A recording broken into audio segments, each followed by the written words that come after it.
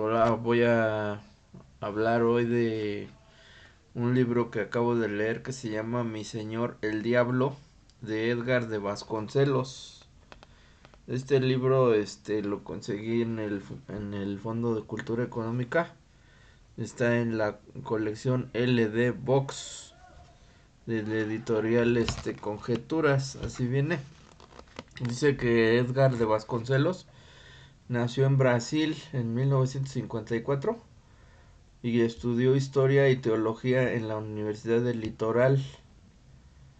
Es un especialista de parapsicología y de poderes ocultos de la mente. Ya tiene otras obras, entre ellas El viaje astral, Nuestro cuerpo es casa, no cárcel, de Editorial Planeta. Dice que colabora en diversos medios de investigación de fenómenos paranormales e inexplicables. Escribió una miniserie sobre vampirismo también y de asesinos seriales. Entonces, me pareció interesante porque hace un recorrido breve, pero no por ello menos sustancioso de lo que es la presencia que ha tenido la figura de el diablo o de Satanás dentro de nuestra cultura popular y de cuestiones de aspectos sociales. Casi no se mete mucho en teología o metafísica, sino que más bien él como que va rastreando la presencia que ha tenido dicha figura en algunos aspectos de la cultura. Entonces, bueno, está interesante como para irle entrando a los distintos temas. El libro está dividido en 6 capítulos. Brevemente voy a decir de qué tratan y al final una conclusión. Bueno, a lo largo de la historia, todas las culturas han tenido la presencia de distintos dioses. En casi todos los casos se ha visto que tanto tienen dioses de luz como dioses de oscuridad. Entonces, ya con el cristianismo se ha exacerbado más esa, digamos, esa dicotomía entre la luz y la oscuridad, entre el bien y el mal, que anteriormente al cristianismo pues no era tan, digamos, tan polarizada.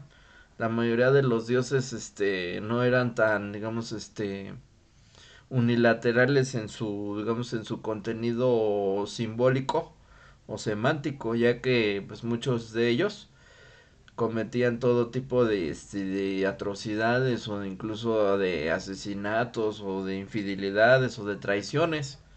Ya vemos el caso, por ejemplo, de la cultura griega, ¿no? Donde los dioses no son representantes como tan paradigmáticos de lo que es el bien y de lo que es el mal, sino que tienen muchos matices dentro de su propio comportamiento.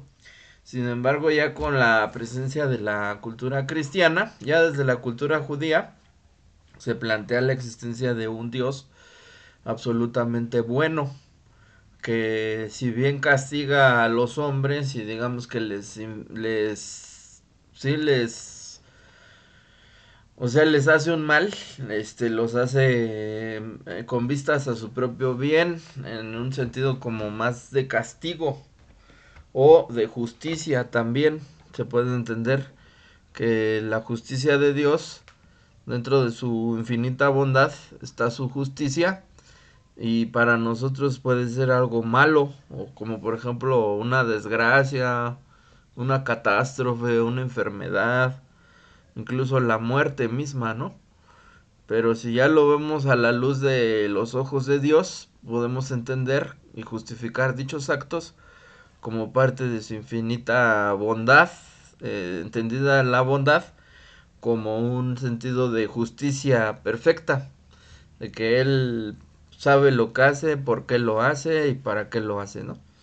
Incluso el, digamos, el llamado mal en el mundo puede advenir no nada más como consecuencia de los llamados actos malos o de actos prohibidos, sino también puede depositarse en una persona que a todas las luces es una persona buena, como en el caso de Hobbes, que él era un hombre justo, bueno, a los ojos de Dios supuestamente no tenía defectos, ni vicios, ni tampoco pecados, y sin embargo le viene una serie de males para poder probar su, digamos que su fe y su fidelidad a Dios. Y esos males, es precisamente, desde allí viene también la justificación del mal, que como Dios no es capaz o no cabe, digamos, dentro de su concepto, el hacer nada más el daño por el daño mismo, entonces necesita de la figura de Satanás, que es el que tienta a Dios para que pruebe a uno de sus hijos, que en este caso es Job. Y entonces ahora sí que como que lo llena de calamidades y de enfermedades. También hace que pierda a su familia, que pierda todas sus propiedades. No me acuerdo, creo que le manda distintas enfermedades. Y al final Job se mantiene firme en su fe hacia Dios, a costa de que algunos sacerdotes lo habían exhortado a que se arrepintiera de su vida de pecador, que aceptara que ese mal era producto de su vida pecaminosa, ¿no? O sus malos pensamientos o de sus malos actos. Y Job, al final toda su vida se mantiene firme de que él no cometió ningún mal y que desconoce las causas por las que le había ocurrido el mal, que en este caso habían sido todas las pérdidas que tuvo y las enfermedades, ¿no? Entonces, bueno, ya el final del libro de Job, pues tiene una enseñanza, cada quien la tiene a su modo, que Job reconoce digamos, el misterio de los motivos por los que Dios actúa y la infinita insignificancia que tiene el hombre frente a las razones o de las causas que tiene Dios para hacer las cosas. O sea que nosotros no sabemos ni siquiera el propósito de nuestra existencia, el por qué estamos aquí, el para qué estamos aquí, el cómo se creó el mundo, el cómo se creó el cielo, el cómo se crearon la tierra, cómo se crearon los mares, etcétera, ¿no? Entonces, nuestra lógica y nuestro razonamiento es muy limitado y por más que nosotros queramos encontrar una explicación racional de los motivos que tiene Dios para actuar de cierta manera o para mandarnos ciertos, digamos, ciertos ciertas adversidades, pues no es suficiente para poder explicarlo.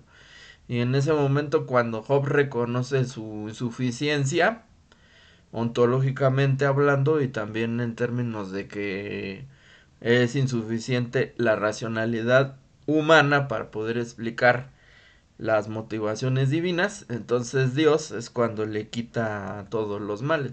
O bueno, ya como que aleja la licencia que le había dado a Satanás para poderlo atormentar, para poderlo, que lo estaba probando, podría decirse, ¿no? Pero bueno, el punto aquí es que ya desde ahí vemos la presencia de Satanás desde la Biblia. Y este libro, pues es un parteaguas, ¿no? De que todo el mal en el mundo no lo podemos adjudicar a la figura de Dios porque va contra de su propio concepto, que es absolutamente bueno. Que ahí habría un error porque el ser humano, la idea que tiene de lo que es bueno, a lo mejor no es la idea que Dios tiene de lo que es bueno, como lo repetía con anterioridad, que a lo mejor nosotros vemos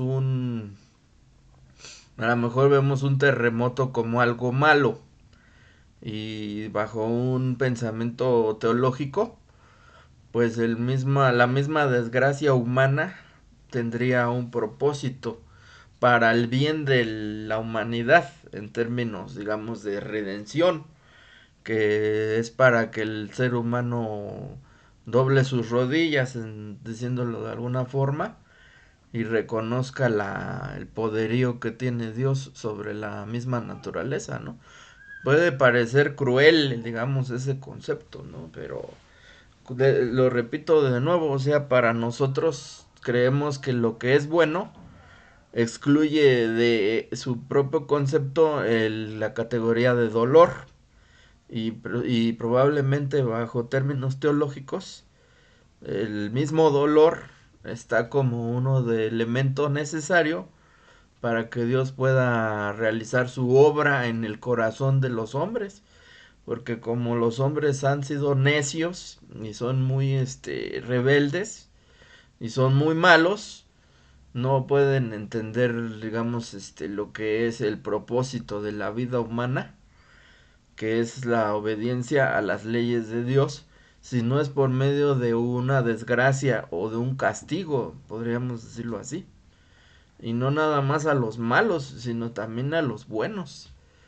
O sea, que nuestra lógica de que acción buena corresponde a un bien y las acciones malas correspondería a un mal, pues no sería suficiente para entender la lógica que tiene Dios, porque sería eso como compararnos con Él, y pues nunca estaríamos a su nivel, ¿no?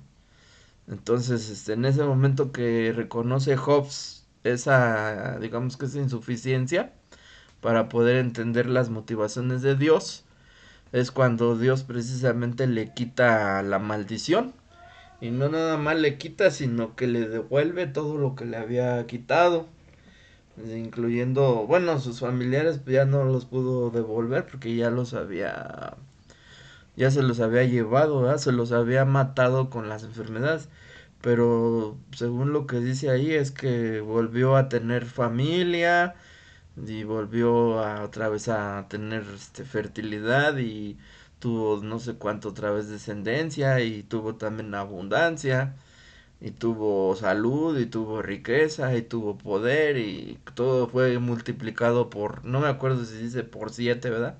Que también tiene un simbolismo ahí la numerología dentro de la misma Biblia también tiene un significado, ¿no?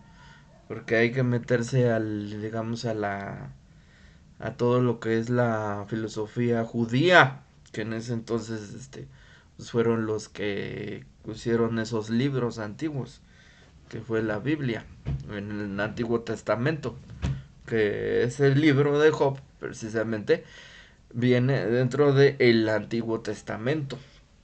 Entonces, bueno, hasta ahí sería una de las formas en las que Satanás se aparece en la Biblia, para justificar la desgracia, digamos, como que fue un instrumento de Dios para poder probar la fidelidad y la humildad que tuvo uno de sus hombres, que fue Job. Y bueno, a lo largo de la historia, se ha visto que se ha depositado dentro de esa figura, pues todo lo que el ser humano es, capaz de hacer, hasta atrocidades y todo tipo de actos. Entonces también ha sido una forma en que el ser humano, dentro de su propia maldad, pues ha tratado de justificarse detrás de una figura metafísica como es la figura de diablo o la figura del Satanás, ya en el término del judio-cristianismo. Ajá, porque si entonces el diablo tiene poder sobre la humanidad o sobre nosotros, entonces no somos responsables, podríamos decir, de nuestra propia maldad, sino que se lo vamos a adjudicar a a una, digamos, una entidad metafísica, que sería la que estuviera operando sobre el espíritu de los hombres, ¿no? Pero entonces, ¿en dónde quedaría la libre albedrío? Se podría decir que entonces el ser humano es el que permite que esa, digamos, entidad metafísica que representa el mal, entiéndase como se quiera entender, actúe dentro de nuestro propio espíritu y en consecuencia actuemos ya movidos por ese, digamos, espíritu maligno. O no nada más es uno, también es un proceso que ha tenido así como el monoteísmo fue un proceso de, digamos, decantación de toda la multiplicidad de dioses que había y el monopolio de uno solo llamado Dios dentro de las culturas politeístas y el dominio de las religiones monoteístas, como fue el judaísmo, el islam. Pues también lo mismo pasó con la figura del diablo, que se han hecho investigaciones y se sabe que en un principio pues era una idea pluralista, o sea que la mayoría de las religiones tenían una multiplicidad de demonios y que cada uno de esos demonios tenía distintas características o funciones dentro de lo que era su, digamos que su organización teológica y dentro de su injerencia desde lo que es la existencia humana, ¿no? Que lo vemos desde los mismos budistas también, que tienen todo un panteón y una multiplicidad de dioses, del bien, de la bondad, de la templanza, pero también tienen sus propios demonios, ¿no? Algunos representan la ira, otros representarán la lujuria, otros representarán la envidia, otros representarán la pereza y así sucesivamente, ¿no? O multiplicidad de cuestiones. Y también tienen una importancia dentro de su propia configuración del mundo, de esas culturas, ¿no? Porque también se les rinde cierta, digamos, pleitesía, digamos, para calmar, digamos, el efecto que puedan tener sobre la existencia humana, ¿no? Y ya entonces lo que los estudios han revelado ha sido que también de los babilónicos, de los sumerios y de todas esas culturas, Oriente, también han tenido multiplicidad de dioses, digamos, de la oscuridad, de la muerte y del caos. Entonces han sido un complemento de todo lo que han sido los dioses de la luz, del orden, de la paz, de la armonía, de la tranquilidad. Entonces ha tenido su contraparte, como todo en esta vida, se podría decir, que forman un complemento entre lo bueno y lo malo, la oscuridad y la luz, el orden y el caos.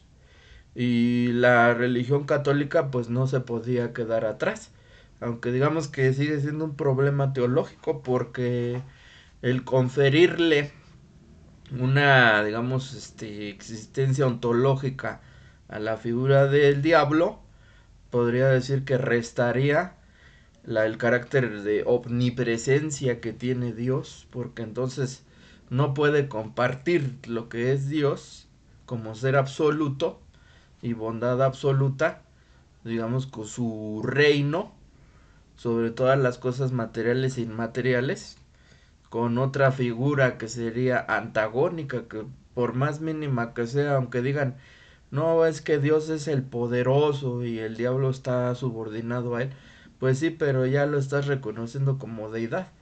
Y entonces ya estarías en contra de la concepción monoteísta. Pero bueno, esas son discusiones teológicas que no tienen fin. Al principio era imposible que se aceptara, porque se podía decir que también esa idea del diablo también fue, digamos, el producto ya destilado de muchas creencias paganas, que fue precisamente contra el término que pusieron los cristianos, contra todo lo que fueron las religiones de las culturas que conquistaron, de todos los pueblos que no eran cristianos. desde los mismos, o sea, bárbaros, de los mismos vikingos, desde los mismos egipcios ya para los judíos que estuvieron en cautiverio, los mismos judíos, los mismos egipcios ya eran considerados paganos, ¿no? Entonces fue una lucha cruenta, fue una lucha de miles de años que al final de cuentas pues, logró triunfar, entre comillas, lo que ha sido la cultura judío-cristiana a lo largo del mundo, a través de la colonización y de la conquista, ¿verdad?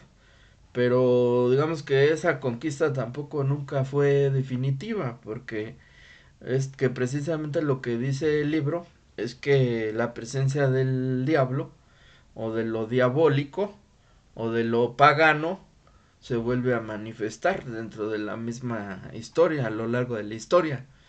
Entonces él hace un recorrido rápido sobre esa presencia. En el capítulo primero nos habla de los cátaros, que nos habla de las llamadas herejías en la Edad Media, con donde fue supuestamente tenía más poder la cultura católica.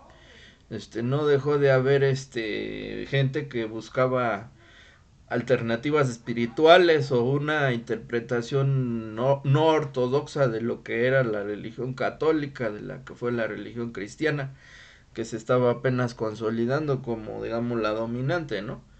Entonces no faltaron los grupos místicos, esotéricos, que le daban otra interpretación a los textos y que entonces pues eran mal vistos por las autoridades eclesiásticas ortodoxas y fueron tachados de herejes. Entre ellos, uno de ellos fueron los llamados cátaros, que también tienen elementos gnósticos y bastantes cosas que venían incluso de ya desde Antiguo Oriente, desde la sabiduría egipcia, desde los mismos pitagóricos, ¿no? Que también en Grecia pues hubo este eclecticismo, no era digamos unívoca tampoco la religión en los griegos, también tuvo sus variantes. Entonces de ahí también venía mucho la adivinación, toda esta cuestión de el oráculo de Delfos, todo lo místico, los misterios de dionisiacos, de todo eso, ¿no?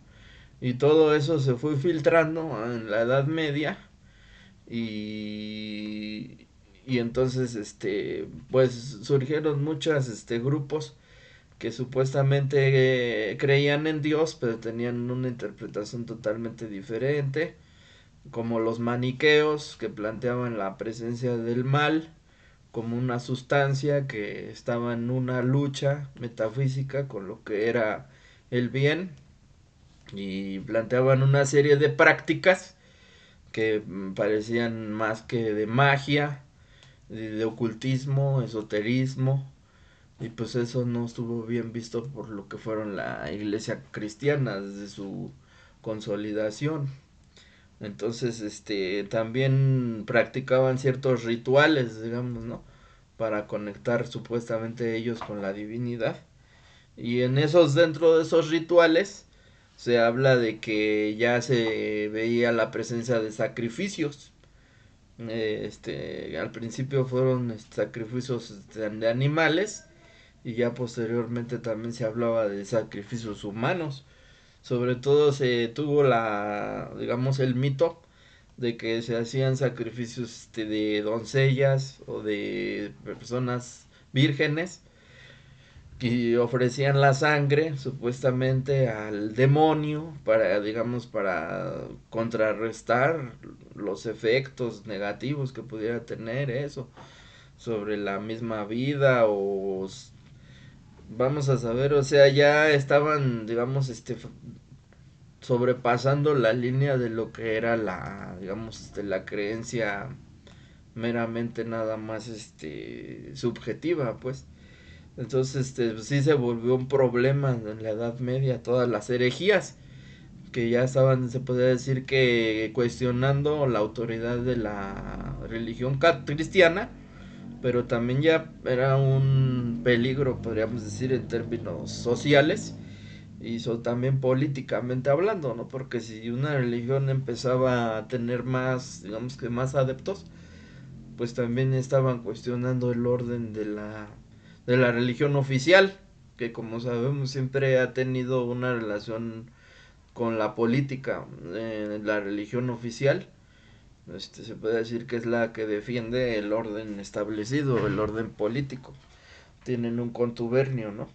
Entonces las herejías pues también se pueden ver como una manifestación política de disidencia contra los poderes establecidos, incluyendo la religión, que en ese tiempo pues se puede decir que era lo más importante, era lo que regía la conducta, el modo de ser, de lo que estaba bien y de lo que estaba mal.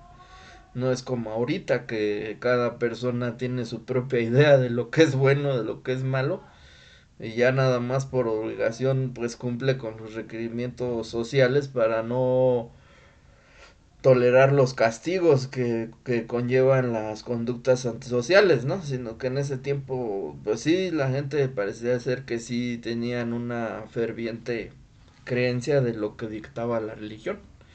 Y las herejías, pues obviamente fueron vistas como una fuente de desintegración social o de anarquía, podríamos decir, ¿no? Entonces, fueron duramente castigados.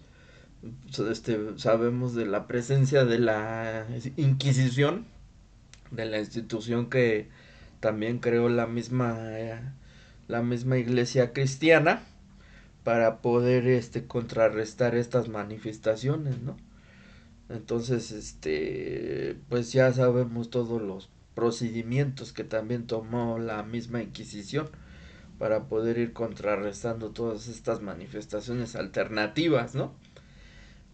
Pues ya no necesitamos saber que fueron duramente torturadas muchas personas y también calcinadas las llamadas brujas, que sobre todo tenían la fama de que celebraban rituales de carácter pagano, adorando la figura de Satanás o de derivados de Satanás, distintos dioses paganos que tenían que ver precisamente con eso, con la naturaleza, con la fertilidad, con la noche, con lo mágico, con la práctica de la magia propiamente dicho, ¿no? Y que no dudo de que sí hayan encontrado bastante gente que sí practicaban la brujería, el ocultismo y todo eso. Claro, muchos cayeron inocentes, fueron, como dicen, la casa de brujas y muchos de ahí a lo mejor ni la debían ni la temían y cayeron en manos de la Inquisición. Y también de ahí también aprovecharon para irse no nada más en contra de los brujos, sino también de los que no practicaban el cristianismo como lo dictaba la, digamos, la religión oficial, como lo fue la religión judía, que también fue satanizada, podría decirse, ¿no? Que también la misma Inquisición también había demonizado a la competencia que pues era en ese caso el judaísmo, porque ya desde el inicio había tenido una separación de lo que fue la cultura judía. Entonces, sí agarraron ya cada, se podría decir que era la justificación de que cualquier conducta que fuera sospechosa, que no fuera de acorde a lo que planteaba la religión oficial, pues era duramente perseguida, duramente castigada y mucha gente inocente seguramente sucumbió ante dicha institución. Y también los que sí realmente también practicaban la brujería, pues podemos decir que también es gente inocente porque pues no respetaron la libertad de culto, ¿verdad? Bueno, eso ya fue muy moderno, muy ya del siglo XX, pero pues si no implicaba ningún, digamos, riesgo para la sociedad, para la vida de otras personas, pues no tenían por qué perseguir las creencias, ¿verdad? Pero bueno, esa es otra cuestión. Aquí el punto es de que ahí estuvo la presencia de lo diabólico dentro de la misma Edad Media en la figura de lo que fueron las herejías. Eso es lo que trata el libro. Y también te habla de, por ejemplo, de ya en la Francia de Luis XIV, también supuestamente de que ya fueron ilustrados y también se filtró mucho de que de ocultismo. Dice que habla de Madame de Montespan, de que era una de las damas de la corte de Luis XIV, y se hablaba que tenía artes esotéricas, adivinatorias y todo eso. Y supuestamente hicieron una conspiración y ahí estuvieron involucrados muchos personajes, ¿verdad? De lo que fueron la Francia de los malditos, algo así, ¿no? Que le llaman. Y dentro de que un convento hubo un ministro de la misma iglesia que supuestamente tenía una vida muy o sea, provocaba la locura de las monjas de los conventos a los que iba, porque se decía que él también tenía relación con lo demoníaco, ¿verdad? Que era Urbain Grandier. Y entonces, al final de cuentas, les hicieron un complot político entre todo y al final terminaron decapitándolos o no me acuerdo qué cosa.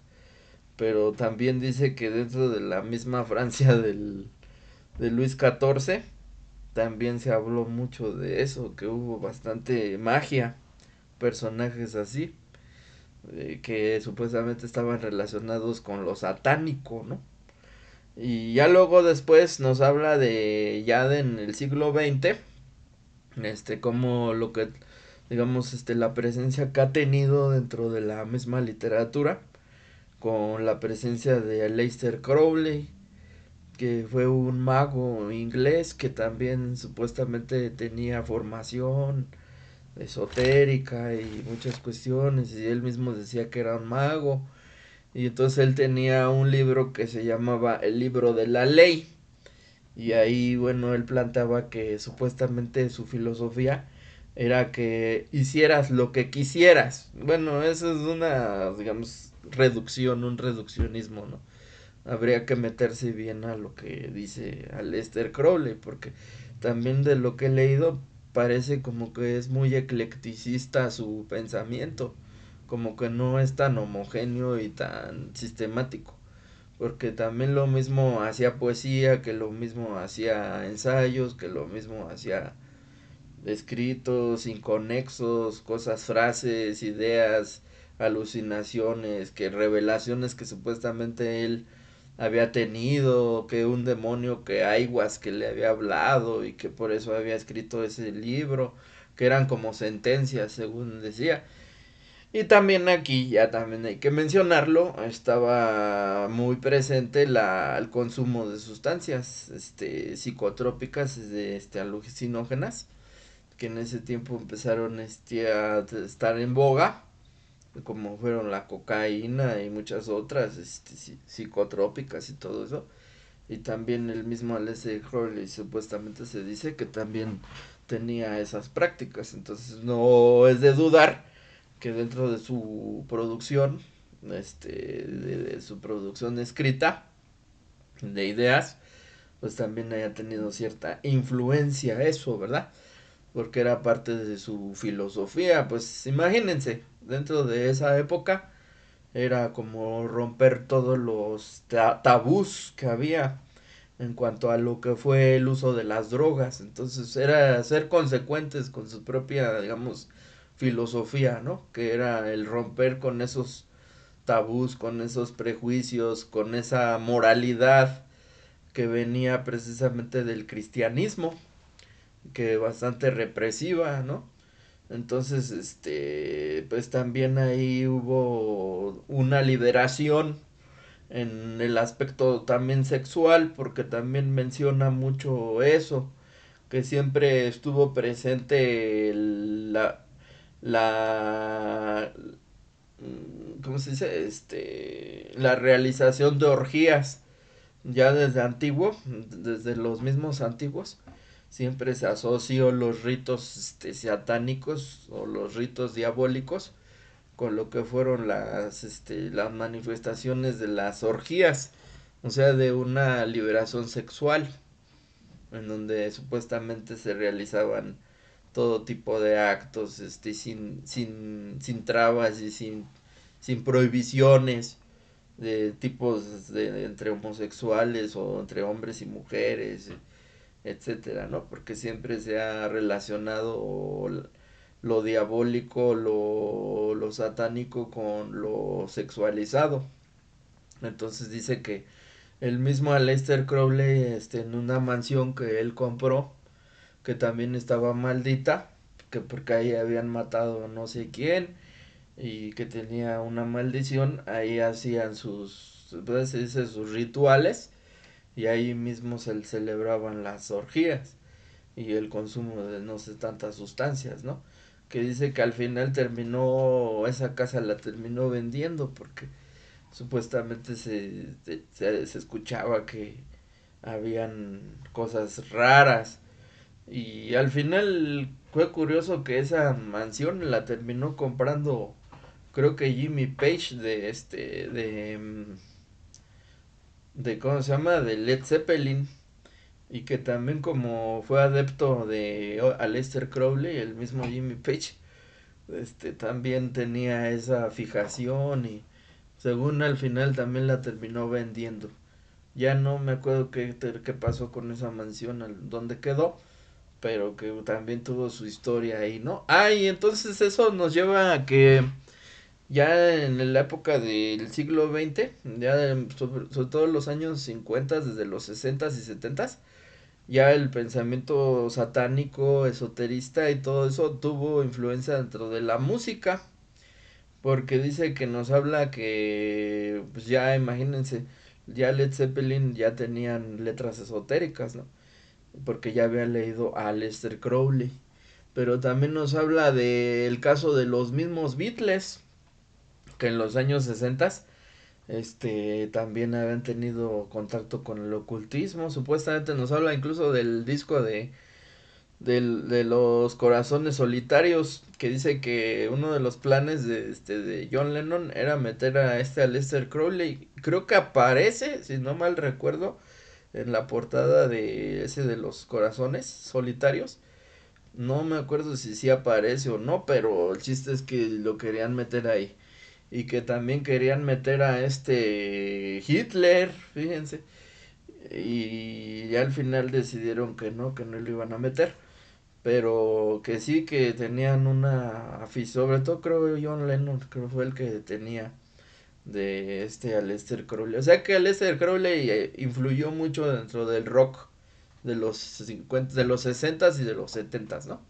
Dentro de lo que era la ideología de haz lo que quieras, como ese de rompe con todas las normas, que sé tú mismo, hay que ser auténticos, pues una actitud bastante, se puede decir revolucionaria en términos morales y también mucho de actitudes hacia lo sexual, de la liberación sexual, que también sabemos que dentro del movimiento hippie, uno de sus banderas pues fue la liberación sexual, ¿no? Que ya romper con esa idea de la monogamia, del matrimonio burgués y de todo eso, ¿no? Entonces, fíjense que aquí es interesante porque todo eso de la liberación sexual y de todo esto, de la cultura hippie y del rock, terminó, digamos, en una tragedia. Bueno, así lo interpretan a posteriori, que fue con la figura de Charles Manson, que también es uno de los puntos del libro, que dice que Charles Manson también era fanático de los Beatles y que supuestamente él también había, bueno, es que la historia de Charles Manson es muy atropellada, ¿no? Porque dice que o sea, era una persona que no tuvo, ahora sí que no tuvo amor de parte de su familia, también maltrato físico de todo tipo y abandono, entonces era se puede decir que un paria, pero como le tocó en la época de los hippies, entonces como que de allí se agarró y se compró una guitarra y supuestamente él aprendió a tocar y hizo su propia banda y ya supuestamente él se hacía como, él se sentía que era como un rockstar y hasta tenía sus groupies y en una de sus canciones sacaba, ¿cómo se llama? Cosas también ya no me acuerdo si de Aleister Crowley, pero el chiste fue que empezaba a manipular a la gente, a las jóvenes, para tener jovencitas, pues les lavaba el cerebro y entonces, caían presa de sus dotes de manipulación, manipulación psicológica. Y entonces creó su propia secta, que fue la llamada familia, y que entonces precisamente también tenía un sesgo racial, que porque supuestamente el golpe que dio a lo que hizo fue la casa de Roman Polanski y su esposa de Sharon Tate, fue como una especie como de que ellos querían sabotear al pueblo de los negros, diciendo que habían sido los negros los que habían hecho ese golpe. O sea que, pero en realidad fueron ellos, porque por eso ponían que eran unos cerdos blancos, white pigs, ¿no? Porque según lo que era como para echarle la culpa al grupo de los negros, para que entonces cuando la sociedad estadounidense supiera que habían sido los negros los que estaban haciendo esos atentados, ya habían hecho creo dos, pues no los habían descubierto, y siempre a gente así como del medio artístico de dinero, y pero ellos, o sea, tiraban la piedra y escondían la mano porque lo que querían ellos era que se relacionaran a los negros con esos delitos. Y entonces, bueno, en una de esas, supuestamente lo que dice es que Charles Manson escuchó en una de sus alucinaciones que en la canción de Helter Skelter de los Beatles, que para esto se puede decir que es una de las primeras canciones que ya propiamente como que se hicieron hacer lo que fue el metal después, porque ya fueron como más distorsionado y más pesado, ¿no? De lo que normalmente era. Dice que ahí fue donde le dijo que tenían que hacer el golpe de ese atentado para que ya se hiciera la revolución en contra de los negros. Pero no le salió nada, entonces al final todos los descubrieron a todos y a su secta. Bueno, él no lo hizo manual, o sea, no lo hizo factualmente, pero fue el autor intelectual. Ya llegaron sus súbditos, pues, y entonces fueron y perpetraron el delito. Y ya cuando los agarraron y todo, ya los entrevistaron y todo, ya dieron con él, que él era el autor intelectual de todo eso, ¿no? Y que supuestamente también él se adjudicaba como relación con los nazis y también con lo diabólico, ¿no? Entonces, ahí fue como que ahí fue el fin de una era de que supuestamente empezaron como con la amor y paz y esto de la libertad y terminó con una serie de personas antisociales, psicópatas y también con todo esto de lo diabólico y de lo demoníaco, ¿no? Entonces, pues sí es interesante y precisamente de ahí es de donde parte ya lo que fue el heavy metal, de todo eso, porque fue como que bueno, ya se murió este movimiento de paz y amor y reveló lo que realmente estaba detrás, ¿no? Que era el odio y que era lo malvado y lo demoníaco bajo esa apariencia de amor y paz que tenían los hippies. Y entonces ya lo agarraron, se puede decir que ya abiertamente. Entonces ahora sí, lo agarraron como motivo, podría decirse, de inspiración. Todo lo que fue lo diabólico y la muerte y la maldad, podría decirse, ¿no? Ya conocemos todo lo que fue el movimiento del rock pesado, que ya esa es otra historia. Ajá. Que también como la presencia de lo diabólico ya dentro de la música. ¿no? Con los grupos, como sabemos que fue Black Sabbath y otro tipo de bandas que también en el libro menciona una que fue Las Bestias de Satanás, que también era un grupo pionero de rock pesado y que también se asociaron con ritos y con sacrificios y con delitos, ¿verdad? Que siempre se asoció con eso. Entonces, pues eso da para un libro aparte, como la presencia de lo diabólico en la música. Y precisamente para ese tema hay otro libro de Gavin Batlin que se llama la presencia de Lucifer, algo así, de una investigación precisa sobre cómo la figura del diablo o de lo diabólico ha ido a lo largo de la historia de la música, sobre todo del siglo XX. Ya no se mete con música antigua ni nada, pero sí del siglo XX sí hace un buen análisis sobre cómo fue desarrollándose la presencia de lo diabólico dentro de la música.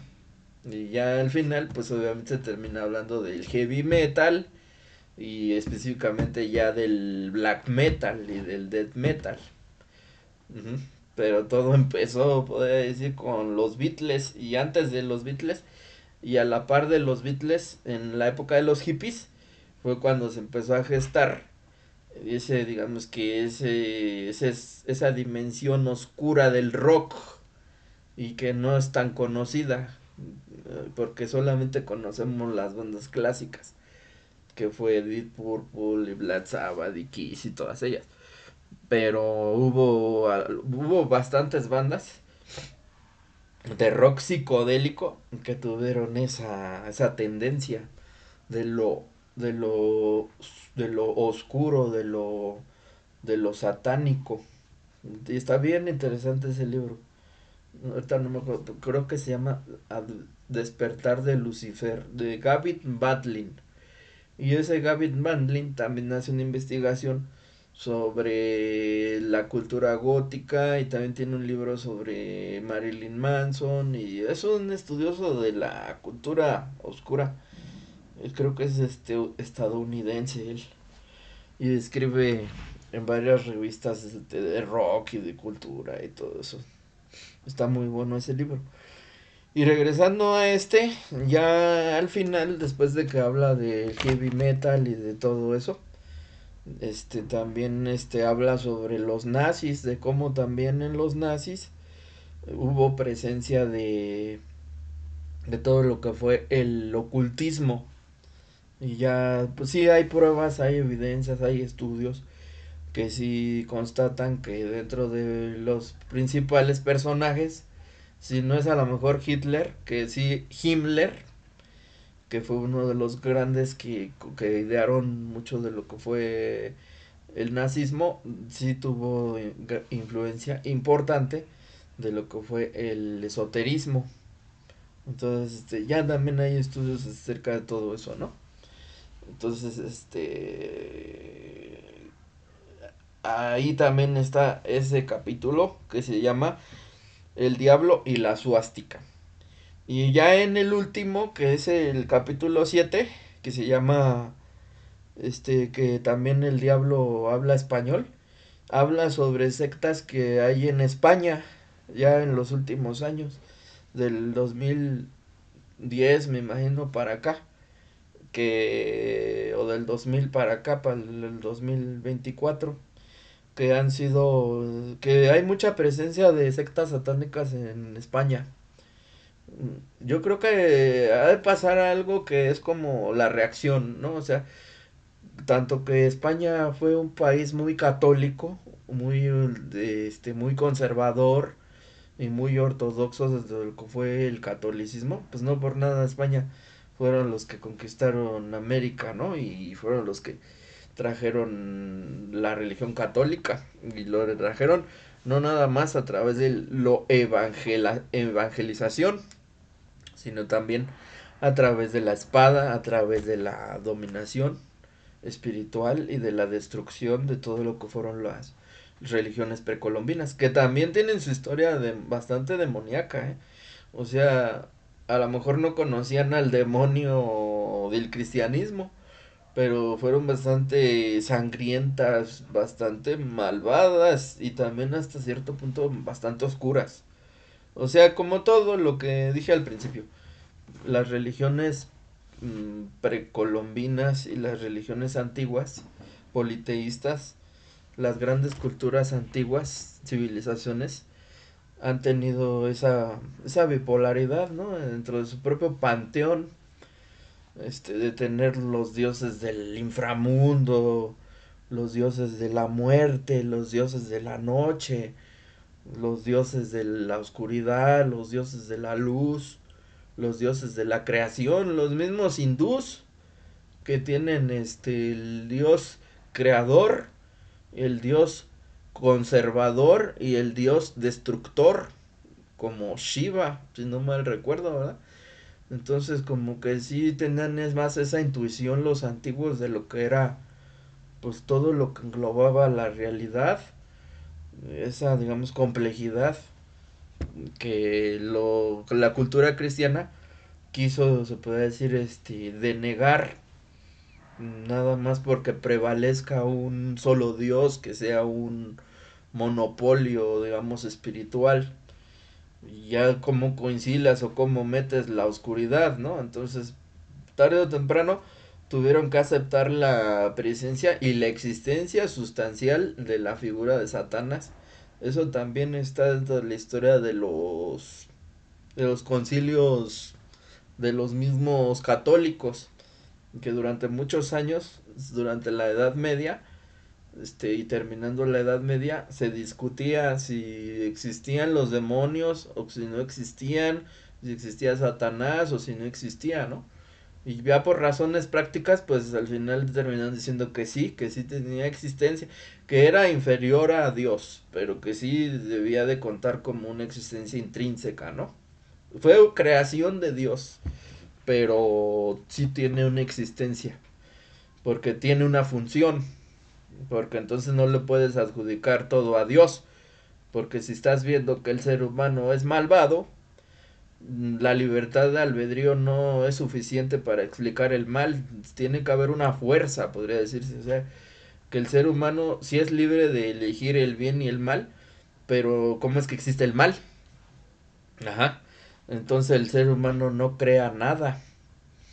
Claro, San Agustín dice que el mal es la ausencia del bien, o sea, es una falta, una carencia, pero eso no te explica lo que es ya la presencia del mal como lo vemos y sobre todo actualmente después del siglo XX, todas las atrocidades en las que el hombre es capaz de hacer. Ok, estoy de acuerdo, sí, es un alejamiento de Dios, pero parecería ser que sí hay una fuerza activa o creativa y destructiva, aunque parezca contradictorio. O sea que crea el mal en el mundo. No nada más es como una mera ausencia, sino que sí es la presencia de una fuerza mala.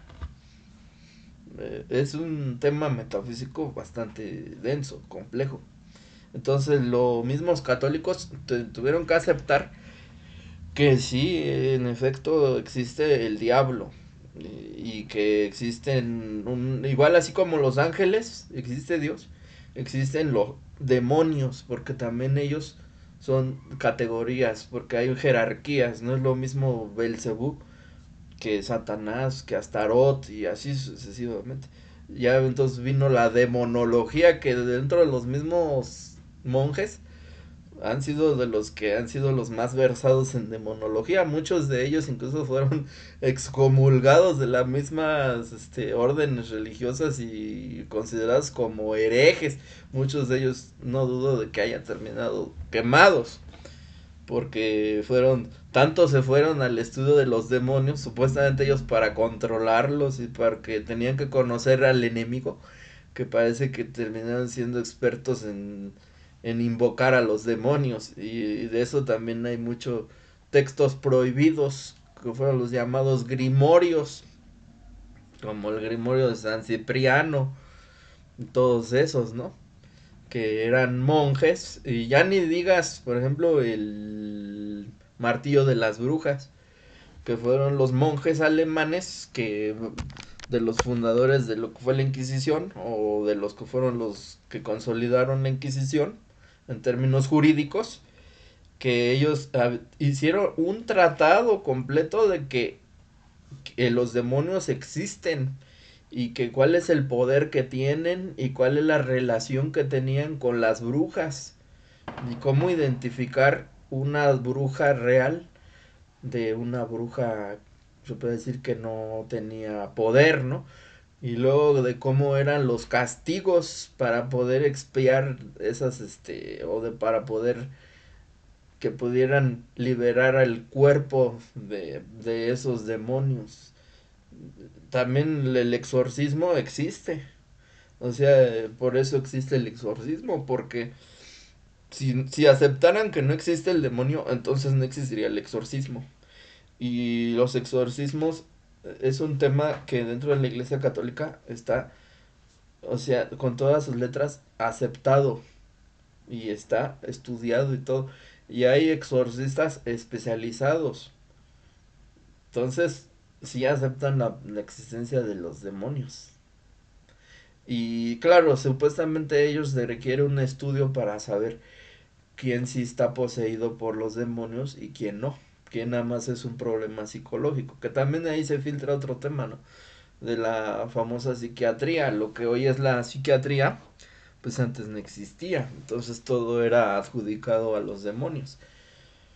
Pero bueno, ese es otro tema. Pero la presencia de lo... Se podría decir que no puede existir lo cristiano sin lo diabólico y viceversa. Se necesitan uno al otro, es como el yin y el yang. Y no nada más por negocio, como dicen muchos, que el diablo es el mayor negocio del cristianismo. No, también, o sea, en general en todas las religiones tienen el mismo peso, lo que es los dioses de oscuridad que los dioses de luz. Incluso yo me atrevería a pensar que no son contradictorios, o sea, son complementarios. Pero claro, tiene que haber una lucha. Esa es un antagonismo que hay, metafísico, porque es el antagonismo que vemos en la misma vida de la sociedad. Vemos que hay gente buena y hay gente mala, o uno mismo a veces es buena gente y a veces es mala gente, y parece ser que es parte de la naturaleza del ser humano el tener dentro de nosotros esas fuerzas que son antagónicas o complementarias, o se convierten unas a otras, o se transmutan, o se transforman. Pero ¿por qué existe todo eso? Porque nosotros somos así. Si fuéramos absolutamente buenos, no existirían los demonios malos. Si fuéramos absolutamente malos, no existirían los demonios buenos.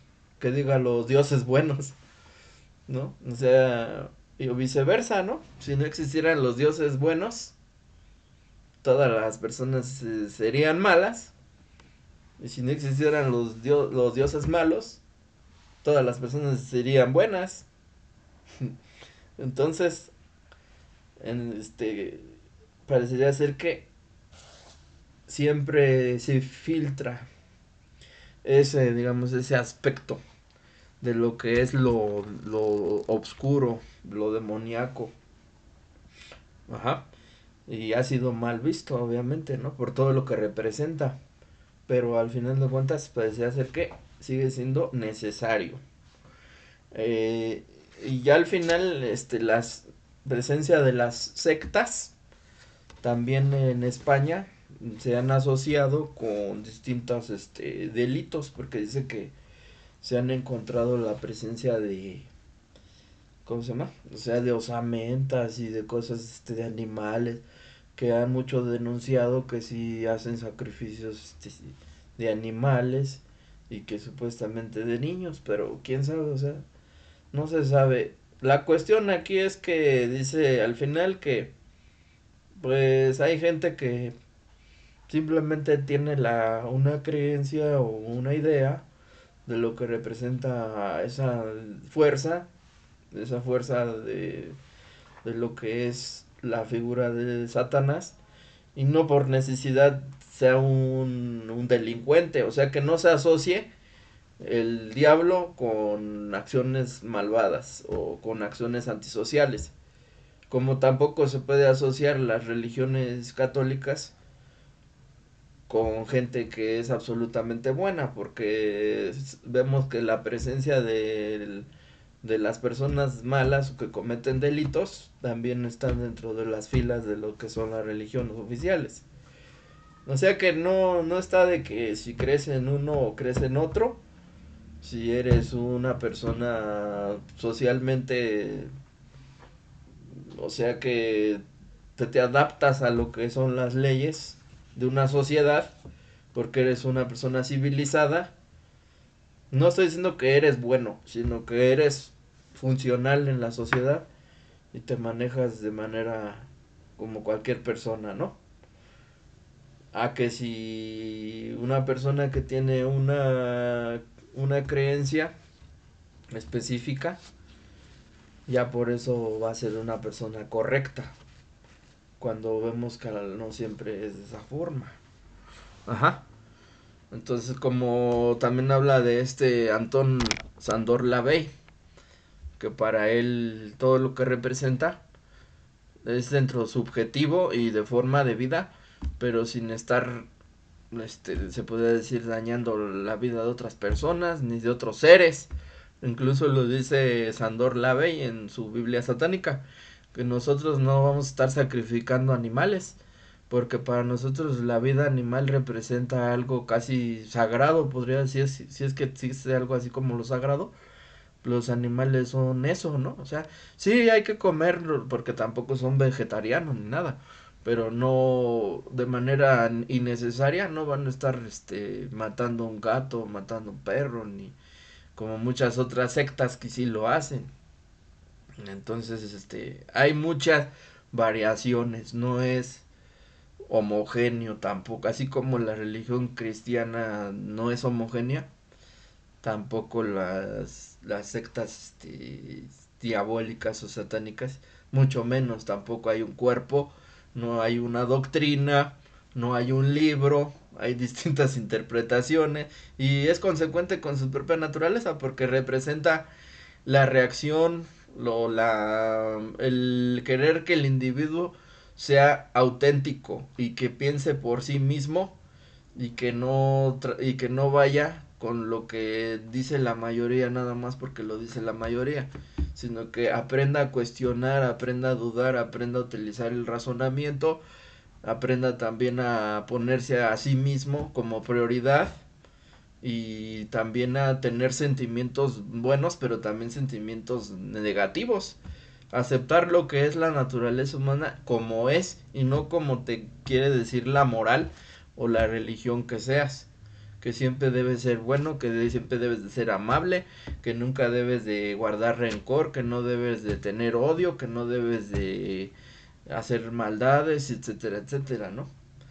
Entonces, ese se podría decir que serían los principios que sí aglutinan a lo que son muchos de las sectas satánicas, que tratan de encontrar que el individuo prevalezca sobre la masa y que él mismo tome sus propias decisiones y que actúe de acuerdo a sus propios principios, ¿no? Y libre de culpabilidad y libre de remordimiento, pero sí con una racionalidad que es lo que nos distingue para poder vivir de una mejor manera, o sea, no nos vamos a destruir, sino que se trata de edificarnos, de ser mejores o ser más felices o lo que quieras. Pero como todo movimiento sectario siempre deviene en lo contrario de lo que predica. Y entonces como mucha gente que tienen la necesidad de seguir a un líder, Entonces también se aprovechan y también sucede la manipulación dentro de las mismas sectas.